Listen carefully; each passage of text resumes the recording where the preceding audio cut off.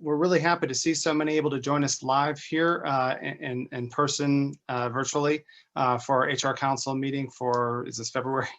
Very happy to have those who are joining us on the recording afterwards.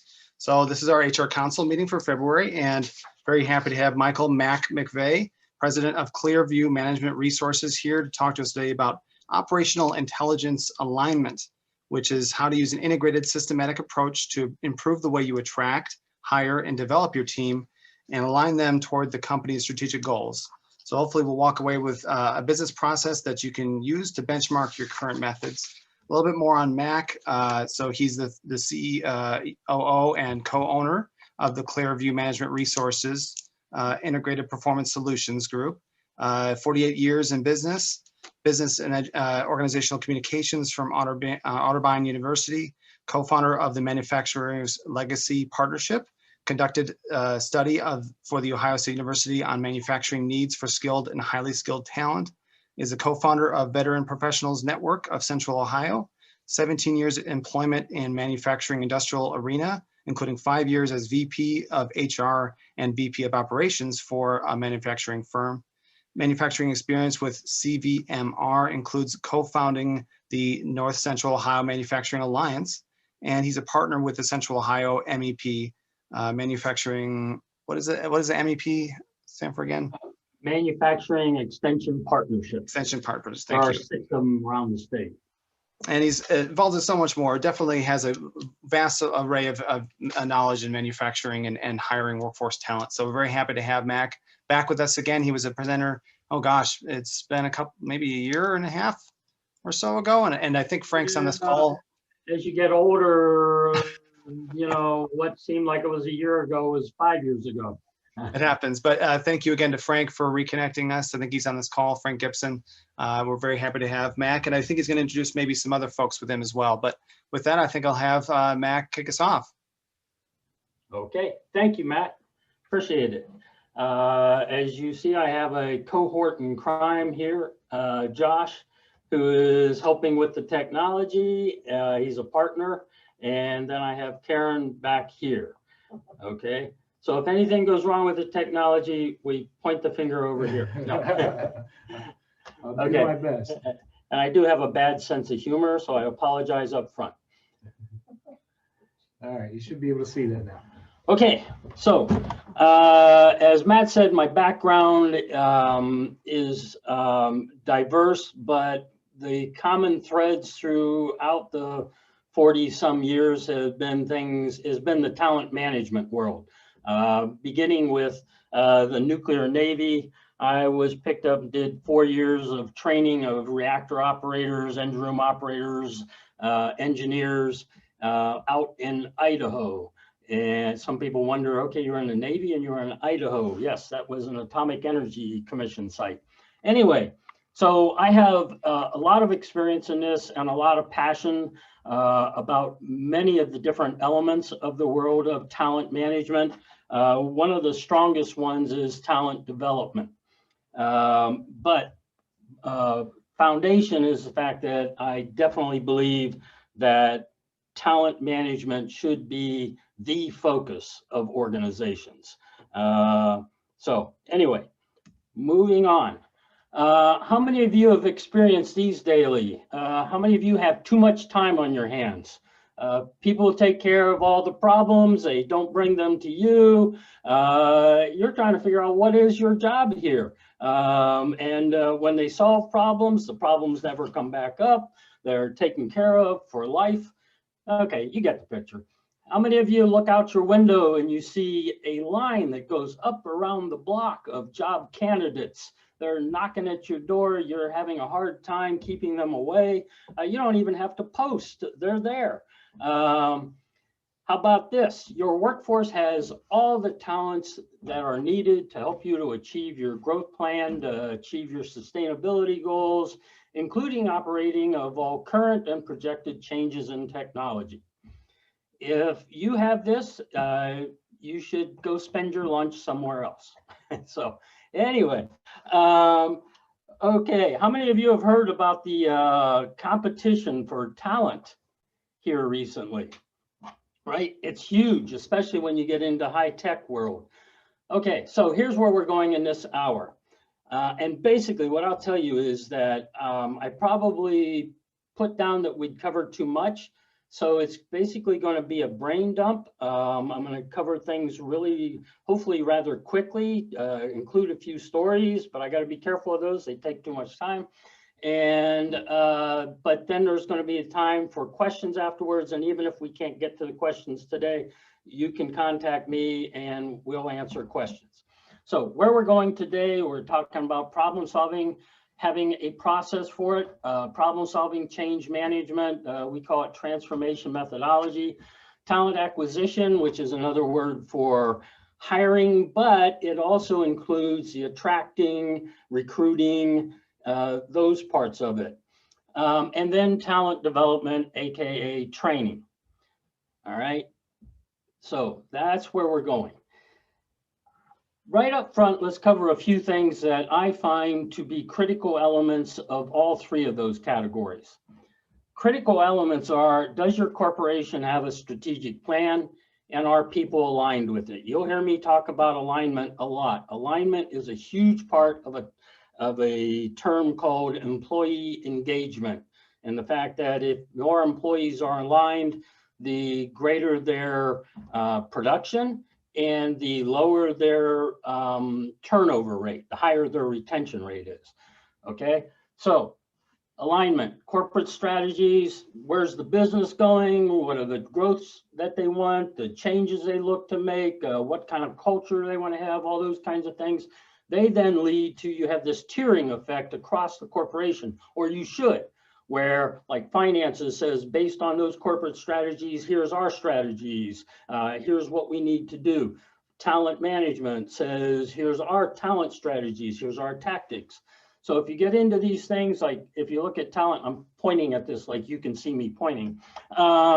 Anyway, I'm used to doing things in front of people. So talent, when you look at talent tactics, you've got job plans, or otherwise known as job descriptions. What are the details you have on those? Culture, what is the culture you want to maintain? What do you want to have a place where we pay high, where we pay in the middle, where we pay low? You know, you get into all those different strategies and tactics, succession management, career pathing. How many of you have heard that term used a lot here recently? Can people see that if they come in there, here's the logical career path for somebody with my talents inside this organization? Now, does that mean that they're not going to want to change career paths into something that they're not used to being? No, there's a good chance that they may see something they didn't know about, especially the younger they are, right? They're going to see things that, oh, wow, I didn't know about that. Tell me more. SMEs. How many of you have heard of SMEs? No, they're not small and medium-sized enterprises. Those are subject matter experts. You'll hear me talk a lot about those. In the nuclear Navy, which is where I began my career, we focused on subject matter expertise at all levels, all right, and engaging that subject matter expertise. But it was criteria-based subject matter expertise. Process approach. Processes is a systems thinking way of doing things, workflows, procedures, things that gets results, proven reliability. People need to see a systems thinking. They have more trust in the organization. They know, okay, here's how this organization works. Here's how I play in this field. Here's what I can count on. Here's what I can't count on. It builds trust. One of the jobs I had, I was responsible for all processes and procedures in the nuclear operations training department at Consumers Power Company. And we set up SMEs sponsors for each process plan that we had. And they were the ones, you know, do you use those? Yes, you use them all the time. They become universally used. Again, that builds trust. Can you stray from them? No. Can you change them? Yes. All right. But you use a process to change them. Integrated thinking. How many of you know people that think that they're living in a silo and what I do in here doesn't affect you? Don't worry about what it is I do here. Yeah, okay, it affects everybody. At a minimum, it affects trust amongst others. Alignment, we talked about that. Job plans, we talked about that, but you can see a few points like what does it include? Mission, expected outcomes, tools, tasks, standards, measures, authority, including discretionary authority. Get into all the details because those, remember I said, these are things that are used in the other things. What do you know about the talents that are needed to use those, to perform those tasks, to use those tools? That's what's used in hiring. That's what's used in talent development. The more detail you have, the more you understand about exactly what should we see, exactly what system, what learning map should we have. SMEs, I talked about that. One of the things I want to say about the criteria based is I have seen systems where people say, oh yeah, we have a SME system here. And you get in there and you find out that what the SME system is the best liked employees. Oh yeah, that's my buddy. Obviously he's my buddy. He knows everything. Oh, I don't like that person. Obviously they know nothing. I spent too much time on things like nuclear subs and other things in the world, and I don't care whether they're my buddy or not. What I care about is what are the talents they have? What is it that we can count on from them? You understand what I'm saying? As opposed to, do I like them or not? I've known people that I liked and I wouldn't count on them for technical skills at all. I've known people that I haven't liked, but wow, do they know things? Okay, so that's where criteria base comes from. All right, now here's SMEs, a chart on them. These are different ways that SMEs can be engaged in an organization. I believe a lot at looking at the people who are on the ground level, in the middle level, and you know we have verification that they have these talents and we can count on them. They need to be involved in problem solving. You'll see that I engage them in the hiring process, in developing the systems, in the talent development process, right? 60% of all training is done. Of all training is structured OJT. Guess who gets involved in doing that? All right, so you can see that list. I'm not going to go through the whole thing. Now, the problem solving. Transformation methodology. Here's a tool. Frank has seen this before. We've done a lot of talking about it. It's called D to the 8th. You start with define, discover, redefine, because what you're going to find out is in the discovery phase, you're going to learn things that you didn't know up front. And so you have to redefine your situation, getting into designing, developing, deliver, deploy, dissect. I apologize. Again, I'm going to go through this relatively quickly. If I skim over some things, again, please ask questions later. Define. How many of you have had somebody come to you and say, I got to tell you about this problem. I got this problem with Joe over here. I got this problem with Sally. And here's, or this division, this department. And they tell you a bunch of stuff. How many of you have ever seen a CEO, a general manager go stomping off because they really like this person that came to them? They don't get a full, they don't get a definition and figure out who else should I talk to. They respond immediately, right? And go down the hall and start storming around and creating more trouble than what was there in the first place. In the define, you're doing a quick scope and impact analysis. Who all is involved and who else should I get their perspectives from? And from that, you do that quick thing, right? It might take you a day, maybe a couple of days to figure out, okay, what's going on? Who's involved in this? Who else should I include on the team? And to develop a discovery plan to where we're going to dig more. So the discovery plan, this is where you're going to go in and you've got the team put together that includes different perspectives, and you dig. You dig and you look and you capture data. You do a more in-depth analysis of what exactly is there and why is it there? What are the reasons? What are the causes? What's the data that we have on it? Who all is involved in it? What initiated this? How big is it really? How small is it really? Are we looking at the wrong thing? It's not really here. This is caused by something over here. All right, so that's the discovery phase, data and analysis. Redefine. Well, now that we got all this data, it's time to reevaluate everything that we have and say, what is the exact situation that we have here? What's the future picture that we should see? What are our goals and objectives? What are some of the solution systems that we should be looking at? And a solution overview, that's the plan. Where are we going from here now that we have this? However, here's something I'll tell you. In the redefine stage, you may find out that we don't really have a problem. We've been barking and yelling and pointing fingers, but there is no real problem here. All right? Or it's a real simple one. So I'm giving you this D to the 8th. The real simple problem might be, hey, if you were to follow that process, we wouldn't be here. Right? So design. This is where you get into designing the systems to achieve the pictures that you have, to achieve the goals and objectives, the solutions. All right, so you get workflow, tools, integration of all those things. How does it, and that's something to keep in mind throughout everything is I do something here, it's likely to have an impact over here.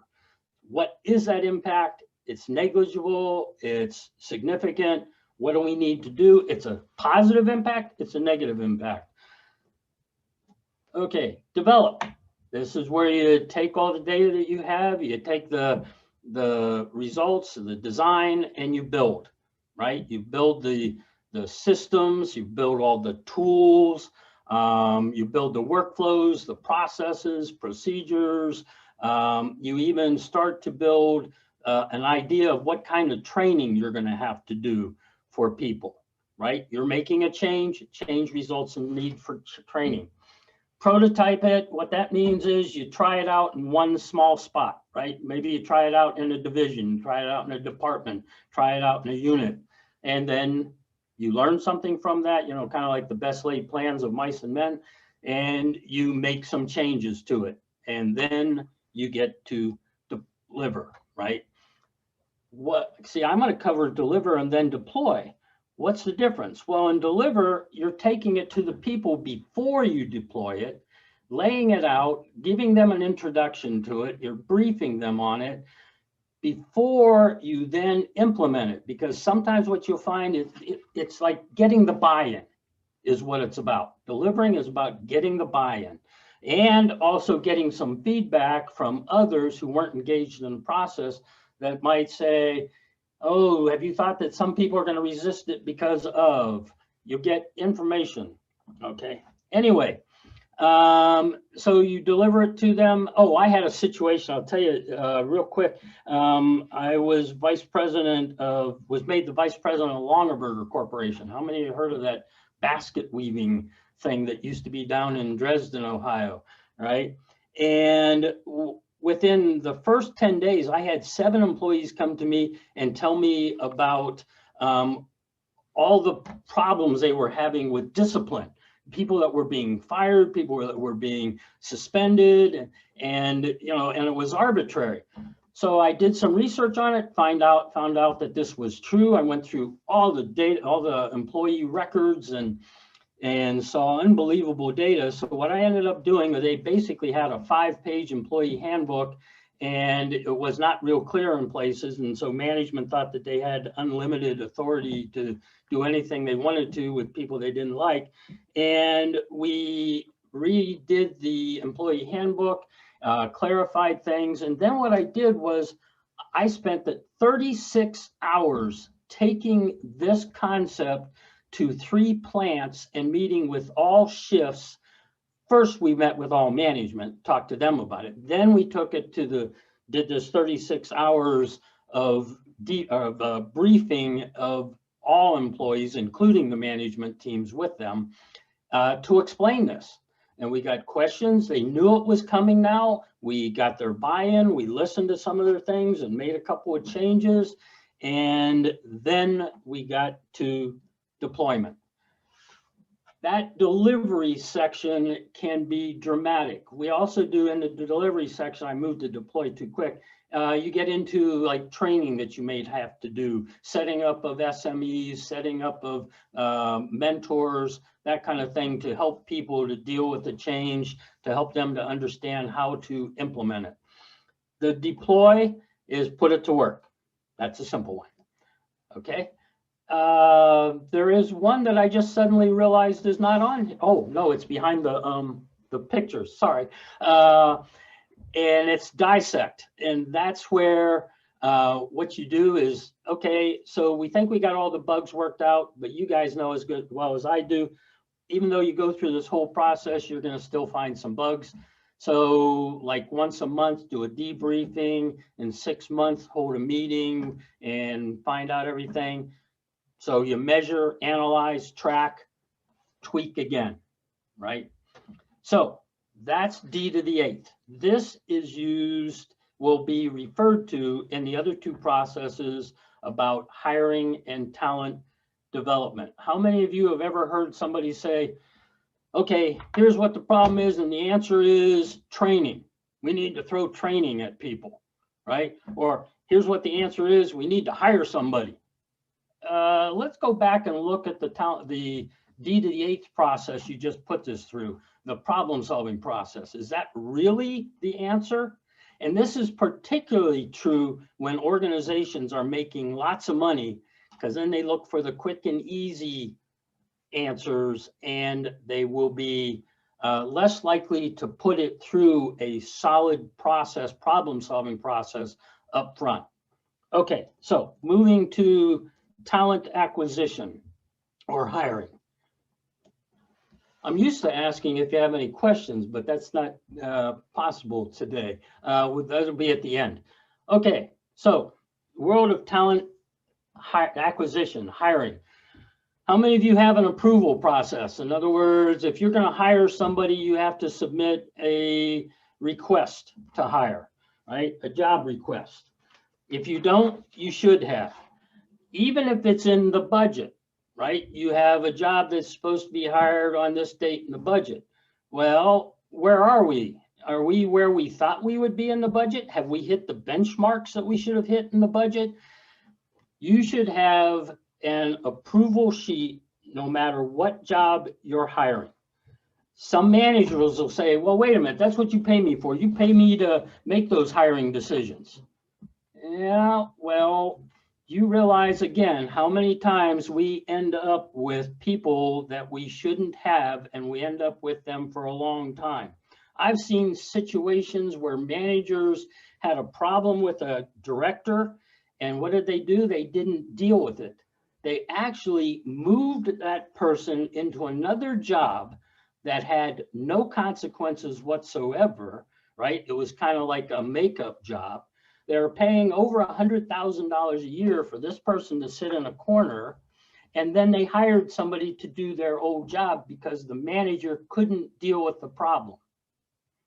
Okay, I saw a situation where an organization needed an engineer, but they only needed an engineer for 20 hours a week.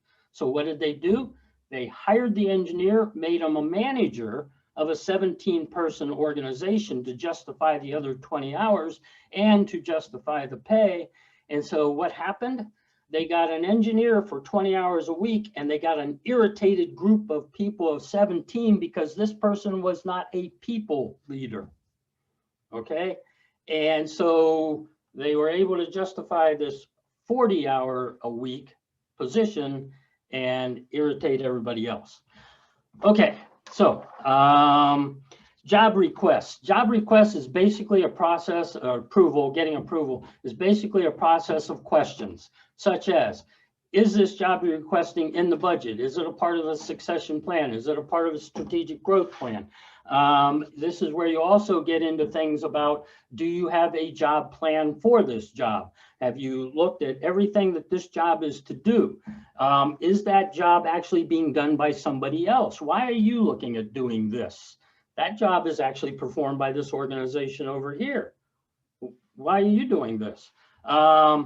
You get into, is this a brand new job or an unexpected existing job? Right? Justification, return on investment, a timeline, return on investment timeline. What's the impact? And again, did you use effective problem solving or transition management when you decided that you needed this job? Make sense? Okay. How many of you have ever experienced one of these? The 40-hour hire for the 20 hours of need. Talked about that with the engineer. The infringement hire. That's where, hey, wait a minute. How come you're hiring that job? That's our job. We talked about that. How about the ineffective problem-solving hire? I think we covered that. The emotional hire. That's kind of like the deal with where they couldn't deal with the problem solving with somebody. And so they went and hired somebody new instead of taking care of it. The avalanche effect hire, or the domino effect, or the your problem is now our problem hire. So you resolve something in your problem in your department, but you now create, because you're not in that world, that vacuum world or that silo world, what you just created here that solves your problem is causing a problem over here for somebody else. Identify talents to hire. We go to hire a job. You can't possibly in the hiring process pretend to screen all talents that exist in that job. You've got to focus, you've got to prioritize. The first thing that you need to do is identify what are the critical talents. All right, what are the critical talents to perform the job? Again, one of the best places to find out what are the critical talents to perform the job is from the SMEs combined with the managers, right? They know what's going on in the job. They know what parts of the job you do most. They know what tools you use most. They know which tools cause the most problems, right? Those are things you go to them and find out, yes, we need to hire somebody who has this. Now, you get into a to hire versus to develop. How many of you have that? Here's the talents we need to hire. Here's the talents we need to develop. How many of you think you're going to create a talent to change a person's attitude, a person's perspective on things? All right. So you need somebody, for instance, that is agile. Things are changing more quickly in the workplace, right? Technology is changing, so the tools are changing. You need somebody that can deal with change quickly. Are you going to train somebody to deal with change? That's harder to train than training somebody on how to use a tool, all right? Training learning capabilities. How many of you think that based on the way things are changing so quickly that we need people that can learn quickly? Learn on their own, figure out learning systems that we have, and can develop new talents quickly, right? I've known people to go through school and they spent so much time in learning, but when they got to the workplace and where the learning was taking place faster, I mean, they were a genius. The person, we had an operator in that had like 3 degrees in nuclear operations, nuclear physics, nuclear engineering, and I forget what the third one was. But when they got on the job, they couldn't deal with the pace of the work. They couldn't deal with how they had to learn things faster, how they had to apply them, how they had to be agile. But boy, they were surely smart. They had a lot of knowledge. Okay, so talents to hire versus talents to develop. And this even gets into things like, I mean, you may need somebody who has a physics degree, who has a science degree. This job is a materials engineer, all right? I think it might make sense to have somebody that knows something about material science, about physics, about chemistry, about, right? Okay, let's see. Talent dictionary, what that is, we have something, one of the things I've done along the way is we have a couple of talent management software. I'm so into, the hiring, the promoting of talents that we ended up creating a talent management software so that you could actually, classify, identify, the jobs needed by, or the talents needed by jobs, and then therefore the talents needed by employees. But one of the things we ran into in there was this talent architecture helps you create kind of like a talent dictionary. How many of you have heard somebody say, well, you know what we need here is we need leadership? And everybody around the table nods. But then you get everybody around the table separately and you say, when you say leadership, what does that mean to you? Are you talking about visionary leadership? Are you talking about knowledge leadership? Are you talking about performance leadership? Are you talking about people leadership? And we could go on and on and on. Sometimes those things are integrated, guaranteed, but sometimes those things are separate, and frequently they are treated separate. Okay, so we need to identify exactly when you say this talent, what do you mean? All right. Attract talent. That's back to the line of people that you have standing outside your place, right? What are the many sources of communication when people look and say, do I want to go work in, and I'll take manufacturing, and I love manufacturing. I grew up in Pittsburgh. Don't hold that against me. I can see Frank shaking his head now. But anyway, I grew up there in the times of the steel mills and lots of manufacturing around there. I believe in the manufacturing world. I believe that manufacturing is the core of the US economy. I apologize to others. One of the things that I've seen is that over the years, manufacturing has not built up in many ways a good reputation as far as, getting a job. I told you, I lived in Pittsburgh. They had, like 70,000 steel workers that were laid off in like a 3-year period. They had dangerous work environment, dirty work environment, right? What is your industry's reputation? What is your business reputation? How is that communicated? Some people talk about their website. Okay, build a great website, make sure that you have these things addressed, but you also got to worry about, how about your employees? How are they communicating out in the community, right? What are they saying? So do you have a good relationship? Do you have a good culture internally? Are they seeing things? Frank and I can remember that we had set up the North Central Ohio Alliance, and one of the things we ran into one time was where an employer said, I'm having trouble. I can't, we post and we can't get anybody to apply. And so we started to ask them some questions. And what we found out was that it was a nasty, dirty place. It felt uncomfortable going in there. People didn't like it. And so what was happening was their employees were talking about it in the community. They did some surveys and found this out, and they then went in and made some quick and easy changes just to, like what was on the wall, what was on the floor, on the wall as far as clean and paint. Also, what were we posting? All those kinds of things. And guess what? They did see an immediate change. People inside the organization were talking outside the organization, and now they're talking a different language. And I will tell you this, I've seen this where you've got the people inside the organization, they talk to some other people. You get into where they start talking to some of the leaders in the community, where they start talking to some of the educators, and the educators are talking to the students. It's that domino effect, right? Okay, alignment. Engaging communities of interest. When did that survey for Iowa State University, one of the things we recognized was there was the industry itself, it was the talent, where the talent was. So you get into students, you get into veterans, you get into other people who are employed. You have government, right? So that gets into like grants and others. You have the community, which includes community leaders, includes other businesses, includes parents.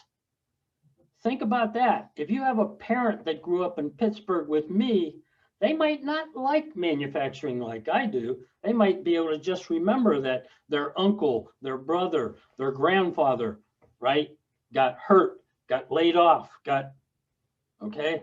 So getting to the parents can be a huge thing, so that they understand that the world in manufacturing, and I know this has got other people in it, right? Other industries, is different today, dramatically different, way cleaner, safer, more interesting because of the technology and how that's changing. More engaging because of the higher technology. You now have higher talents, and management is more likely to engage the SMEs, right? You become a bigger part of the team moving up. Okay, so misrepresentation. Be very, very careful. I have seen organizations where they hop on to the employee engagement train. And so they put on their website that we do employee engagement. We're the #1 talent development in the world. We're, and blah, blah, blah. And then you get into the organization, people get in there and find out that's not true. And so you create a revolving door. You may attract people, but then they leave, and when they leave, what happens? They leave mad. Who talks more, somebody who's happy or somebody who's mad, right? What is it? There's a ratio. It's like a 10-to-1 ratio. If you're upset about something, you're 10 times more likely to talk about what it is you're upset about, and then that spreads faster. Okay, so just don't misrepresent. One of the things I will tell you there is that sometimes you really need to do some studies about when, they're talking about employee engagement, what does that mean? Some people think like the study about employee engagement is just engaging your employees. It's not. It gets kind of confusing. Sometimes there are terms that are used in the talent world that you think, oh, that means this. It's kind of like we'll talk about onboarding versus orientation. They are actually two different things. Employee engagement is a combination of a number of things, of achievement, alignment, respect, engagement. It's not just engaging employees. So they need to have the opportunity to achieve. They need to be aligned with things, on and on. That builds employee engagement. Okay, historical sourcing, performance trends. Do you track what it is? Like if you look at your best talents, do you track where you got them from? Who talked to who? Was it a referral? Was it a LinkedIn, an Indeed? And what was the terminology we used? Okay, here's the thing to look at is research your target audience. There is a difference in attracting a baby boomer, one of those old dudes, okay, versus attracting a millennial, all right? What does your website say? What are the images? What does your community involvement say? My understanding is that millennials want to know more about what are your causes. Millennials want to know, do I have more control over my career? What is it I can do? All right, sourcing. Internal versus external. One of the things I'm going to tell you, you'll hear this over and over again, is you need to track accurately the talent that people in your organization have. Okay, that's a critical element of talent management. Do I have accurate listing of what talent people have? There's all kinds of talent management systems, including one we have. I don't care how you do it, do an Excel spreadsheet. But one of the things you need to do as a part of that process is talent verification. Okay, was it just that they said it? Was it just that I trust them, or did we see it? At some point in time, we'll talk about competency management. Okay, you got to look at all the different sources in the community. We've talked about a lot of those, so I'm not going to go over that anymore. Where and how do we find our best performers? And that's us looking at what it is we have inside, and that's part of that historical thing I said before. Screening process. This is an interesting one. Okay, you got a job, and we got it approved, and we went through these assessments. What are we going to hire versus what are we going to develop? What are we going to now hire? What we got to develop, identify and develop a screening process. What are the tools? Success criteria. So if you come up with a listing of questions, what are the answers that are going to be, positive scores versus are there any answers that are a deal breaker? Not only is it a low score or a 0 score, but maybe if they say something like this, stay away from them. Put them in the do not disturb bin. All right. Okay. You need to come up with a scoring matrix so that you can keep track of all of this. I'll show you an example here in a second. The people that should do this, again, as a manager and SME, I recommend that you have an acquisition advisory team and that it not just be HR. I come from the HR world. I come from the engineering, finance, and HR world, but HR shouldn't have, I'm going to get in trouble for that one, shouldn't have full control of this. All right. Operations needs to be a part of that acquisition advisory team. These are people that look at what you come up with for a screening process and what you have for success criteria and scoring and say, yes, that makes sense. And it should be like a phase-in process, right? Where you have like benchmarking and you eliminate people, like a sifting process as you go through it. Then you conduct the process. The only thing I can tell you there right now is that documentation is critical. This is where I find it interesting when you have organizations that don't like performance evaluations, don't like performance management. The problem with those is that very few of those people have really good talents at documenting performance, at documenting what a person did, what a person said. They'll just have a feeling, all right?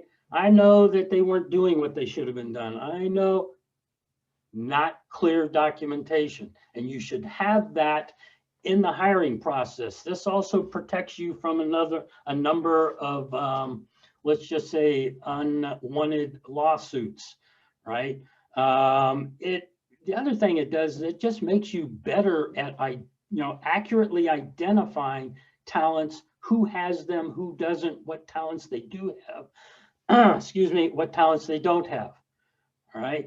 The more you practice and you go out and do performance evaluations, you do performance sampling, the better you are in the hiring process. See, this is that part of that integrated process again. Okay, sifting and benchmarks. Let me show you something here. Here's what I call the talent acquisition funnel. If you look at what's inside that circle, it will show you a number of different things. Again, you'll get this. That would be a part of the hiring process. And you might start with, obviously you start with resume and application analysis. You may then follow that up with a call where you ask them certain questions that identifies maybe like, why are they applying for this job? What do they look to get out of it? And see if that fits with what your culture is, what you're looking at doing in this job, or do they have a misunderstanding? Written testing, asking for work samples, interviews. You notice I have in here phone, internet, multiple, or panel. I always recommend at a minimum you have multiple one-on-one interviews with the same person so you get different perspective. The panel interview is an interesting one to use, especially on a job that deals with a lot of crises, right? It has a lot of high pressure, high stress points. And so what you do is you can use a panel interview to simulate that high stress point, like bing, this person asks you a question, bing, this person asks you a question, and they don't actually let you finish at times, and you see how the person responds.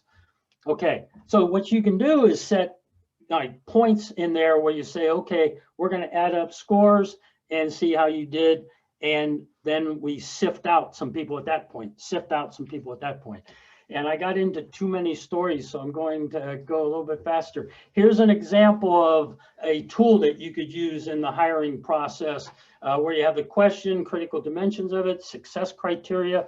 That's not filled in. It should be filled in before you do the interview so that when you're putting down the candidate answer, you can look at what's the success criteria and then justify the score. You'll see, I don't believe in a huge range of scores. I believe -1, 0, 1.